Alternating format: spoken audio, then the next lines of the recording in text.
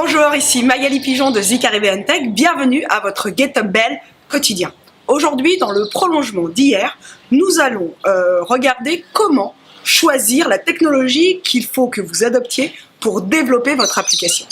Hier, nous l'avons vu, il existe 6 grandes familles de langages de programmation, des langages qui vont être utilisés par votre partie serveur et qui peuvent être également utilisés pour la partie front-end. Ces langages, c'est le Java, le C#, le Python, le PHP, le Ruby et le Node.js. Voyons maintenant ce que, à The Caribbean Tech, on vous recommande comme grille de lecture, comme grille de choix pour vous permettre de vous décider sur la technologie la plus appropriée en fonction de l'endroit où vous vous trouvez. Le premier point, la première question à vous poser, c'est est-ce qu'il y a un vivier de développeurs qui ont appris à développer dans un langage spécifique? Si c'est le cas, évidemment, c'est une bonne option pour vous que de travailler avec ces développeurs.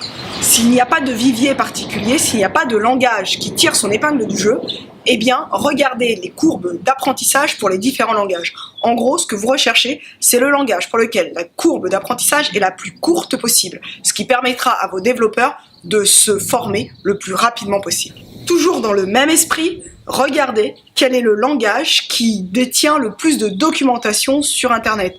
Plus il y a de documentation, plus vos développeurs arriveront à être autonomes. Intéressez-vous aussi à la stabilité du langage que vous choisissez. Enfin, ne sous-estimez pas la puissance de l'écosystème.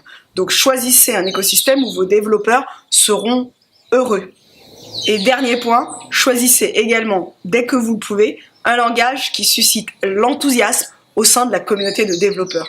N'oubliez pas non plus que demain, quand vous serez en phase de croissance, alors vous aurez besoin de développeurs supplémentaires et plus vous avez choisi un langage qui est trendy, qui génère de l'enthousiasme, et mieux vous vous porterez pour pouvoir recruter des développeurs.